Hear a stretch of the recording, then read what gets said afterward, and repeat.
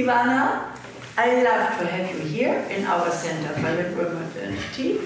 We know each other since at least 10 years, I think.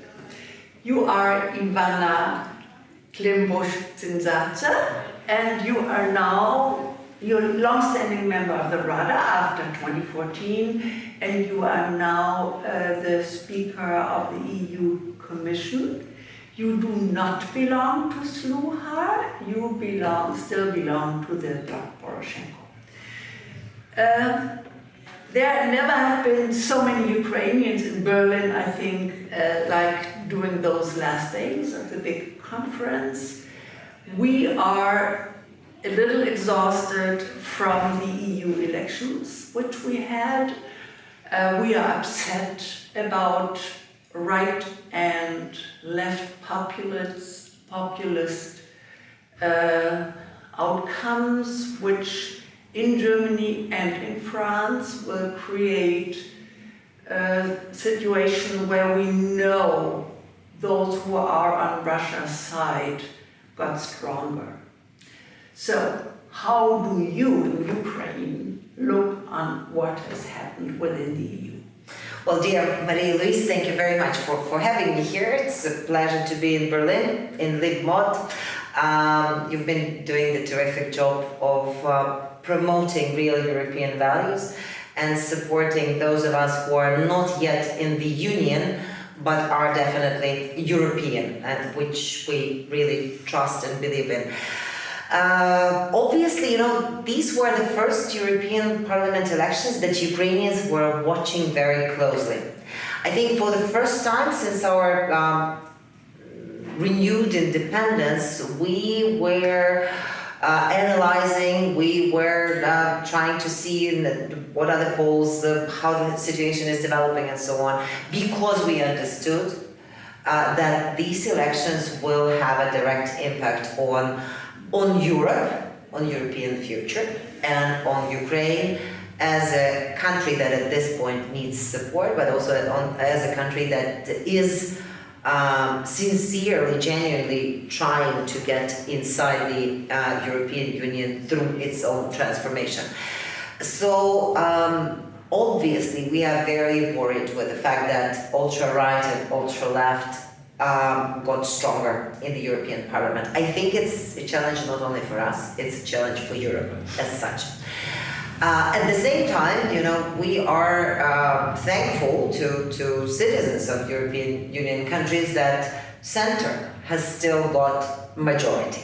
It's much slimmer majority than it was in the previous Parliament, European Parliament, but still is there. So I really hope that the survival instinct for Europe will drive all the centrist forces to unite their efforts in protecting everything that they believe in, what the EU was built on, in order to preserve the European Union and give it that additional push of development. But I think what we saw with this rise of ultra-right and ultra-left is an alarm bell that speaks to all of us that we have to find new ways of talking to people in the societies in Europe, reach out to those who are being fooled with, for example, this pacifist messaging, pretending that as if Russia can be negotiated with. Russia has been violating all the agreements that it has ever signed. For example, with regard to the war, it has been attacking us for already 11th year. It's not 3 years of the war. It's not 2.5 years of the war. It's ongoing for a long time. We've tried it out in different formats. Your leaders have tried it out. Again, different leaders. Everybody, I think every single president and prime minister of the bigger countries has tried to travel to talk to this tyrant. And there will be the conference in Switzerland, where there was big hope that it might be possible to find a basis, but I think it looks rather disappointing already before it even has started. I'm very worried about this peace summit. Sincerely worried because it seems that while Ukrainian authorities were trying to secure the bigger number of countries present, some of the very, very important core principles that were there in this 10 points peace plan, and they are there in the peace plan of President Zelensky, have been kind of watered down to 3 points that are supposedly going to be discussed at this peace summit, and that is food security, that is nuclear security, and that is exchange of prisoners of war and return of deported children. That's at least what we are hearing about the possible communique from this conference. I think it misses the biggest part of the importance of the international law, of the inviolability of the UN statute, you know, the inviolability of the borders that are recognized and so on. So I'm worried that that this could be then used by those who are tacitly or openly helping Russia to turn it against Ukraine, saying, "Well, this is the peace plan. We can easily agree to that. We can, we can destroy you without nuclear weapons. We can." Pretend that we are letting your ships go and provide for food to others while we actually destroy their ability in the Black Sea to attack our ships, and we are happy to restore this food security that Ukraine can be provided with, and they can agree maybe to return the prisoners because maybe they want some of their people back. They don't care about people, you know, that's the problem. But that's an easy way out for them, and that's very risky. Ivanna, we have problems in our democratic countries to tell the population that it is not an act of charity supporting you, but that it is something in our interest. We are having a second terrible war now in the Near East. Israel fighting and trying to destroy a huge terrorist organization which is hiding within civilians. And now something happens where Ukraine, with Russia in the back, and Iran delivering, and Israel with Iran in the back, and Hamas visiting Putin, and China keeping silent, and North Korea stepping in. We should start understanding that it is not only your issue and your business, but that someday we might be next, or our Baltic or Polish or Scandinavian friends. We've been trying to explain that Russian interests, Russian appetite goes far beyond the destruction and extinction of our nation and our country. And we see that Russia is forming this union with this is a strengthened axis of evil that is functioning and is showing efficiency of its functioning, you know, with Iran, with North Korea, with China, with all these attacks that are and all these resources, military resources that are backing at this point Russian attacks. Tomorrow they will be backing some other attacks. You know, nobody. Why you are talking about the Middle East, where there is this also. Houthi in Yemen. Yes, I mean, yeah. There are so many things, but that are already on fire. And somehow we still pretend that that these are separate cases, that they have nothing to do with each other, or we want to pretend. We should stop fooling ourselves. We should actually try to look in the take off the pink glasses and try to see the world for what it is. It's helping Ukraine today is an investment in preserving something that you are used to, and it's okay to if you are not ready to risk your lives for what you believe in, at this point you can pay with weapons and with finances. So if you are not ready to do that, be prepared to pay with your lives. They will come all together, Russia, Iran, China, North Korea, and they will attack because they want to ruin everything that has brought you possibility to thrive, possibility to enjoy life, possibility to develop, possibility. They do not care about this, but they care about power projection, about suppression, and about this mythical influence. But they never cared about every single human being in none of these countries. Now, we care. We still have this big conference in the ICC, Ukraine Recovery Conference. I think it always is a good idea to be prepared for the time when Ukraine can start rebuilding itself. We in Germany think about the Marshall Plan when we talk about recovery. There is no debate on military necessity.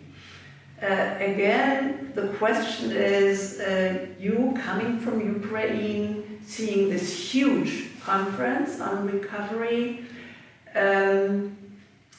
what do you tell us if you look at the topics which the conference offered and brought together? Well, definitely one of the very, very urgent topics that is present at the conference, and I hope the urgency was heard, is at least partial recovery of the energy generation. So it's a first aid part instead of recovery? It is a first aid. It is a first aid. It's urgent. It's for yesterday. It's definitely not about long-term recovery. We all do understand, and we want to be part of the Green Deal. We want to be part of the usage of cocktail of renewables, of different types of energy, of gas turbines, of solar, of wind, of biomethane, how you pronounce it in English. But at this particular moment, in order to survive, in order to have our economy running, we have to restore at least partially our thermal energy production and our hydro energy production, and make sure that we are capable of balancing and our generation, and also having possibility of additional imports from the EU. That is something that is not about long-term recovery. Yes, we want to build the decentralized system. Yes, we want to ensure that all this cocktail is present, but the need is right there, right now. And in order for that need to happen, besides the money that is needed, the equipment that is needed, the urgency of the action that is needed, we also need the air defense in order to be able to continue functioning, to restore something that is lost. But that is not about recovery. That is about urgent reconstruction of the blood veins for the country to go on.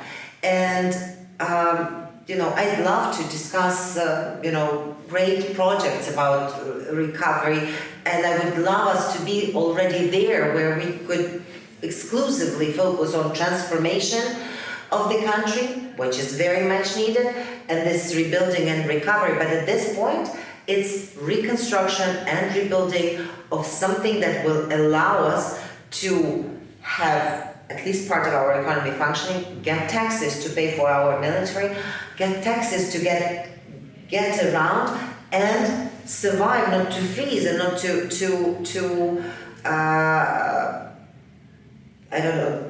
die of this cold in winter. So I would say if we would have called it a survival conference or first aid conference, it would meet what Ukraine at the moment is needing in order to get through the next winter, when even now Kiev, from what we learn, has maybe 4 hours of electricity. That's true. So, collecting money, we are heading the G7 summit. Do you have expectations? Do you have wishes? Well, there was this, at the beginning of the conference in Berlin, there was this big announcement that from Ursula von der Leyen that supposedly the proceeds from frozen assets will finally be used for Ukraine, and some of the frozen assets actually are going to be seized and so on. But it seems that already today we're hearing about some disagreements between European leaders and American leader about that. And I think that is the task for G7 to actually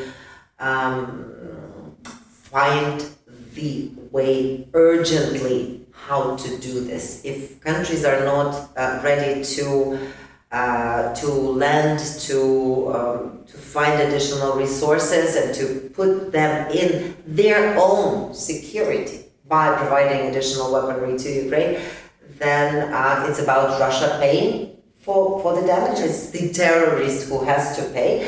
But again, that's another urgent matter, how to finalize the common vision and how to use those frozen assets for the support of the Ukrainian people that are bravely fighting for what they believe in, and they believe in freedom, in democracy, in their rights, in their right to live, to thrive, and to develop. There was a big bang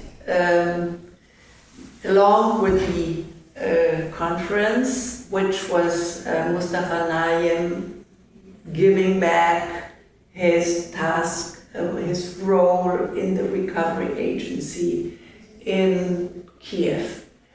The problem which we always have, and I think which you have and which NGOs have, is if you talk about corruption, non-democratic behavior within the administration, it is immediately being used by pro-Russian forces.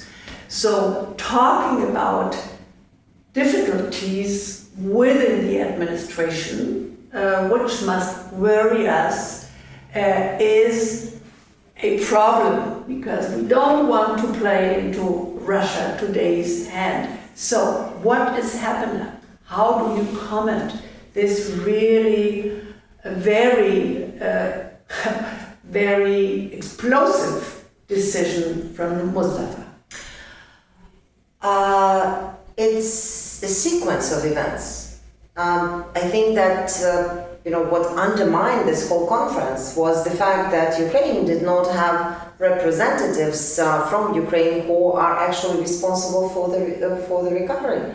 The minister that was responsible for infrastructure and regional policy just recently was dismissed, Minister Kubrakov. And then basically the day before the recovery conference has started, the head of the recovery agency has written his resignation letter, Mustafa. I think that those who have led to that situation have to understand that this all is creating additional problems for the country, and this is their responsibility to fix this. I think the question is right now how quickly and how well the anti-corruption bodies that we have created, the infrastructure, will react to those things that have been outlined also with Mustafa's public statement. Yeah. I think the way how the system and will work with this challenge, how will respond, how what are the actions that will be taken. These are going to define how capable we are at this point to clean ourselves from the diseases that we are still suffering from. So I hope that that the infrastructure will be capable of working on it. But at the same time, I also think that right now it's important that we as Ukraine, we are hoping for the opening of the negotiations on EU accession. We have delivered everything, and I hope that opening these negotiations and the going into screening process, going into opening the fundamentals will open the magnifying lens of attention also to the transformation efforts inside Ukraine, and that will help with the very clear conditionalities, will help us to do better. I'm counting on this. I am counting on our counterparts that they will get much more involved in terms of helping us to not only to fight but also to work on our system internally better. But definitely this is worrisome what we saw. I think worrisome for many in the different people in the political spectrum, for the non-governmental organizations, for our international partners, and for us the major point right now is for the country and for the authorities in the country to regain trust. Trust is our major commodity right now that we need. So trust internally from the people and trust from our partners. They would have to work better on delivering that. I share that. I trust you. Thank you. I think the country should be thankful that they have an opposition which is rational, but going along with what you all are fighting for together. It's about our survival, and it's about our possibility to see the light at the end of the tunnel. Yes. Thank you. Ivanna. Thank you so much.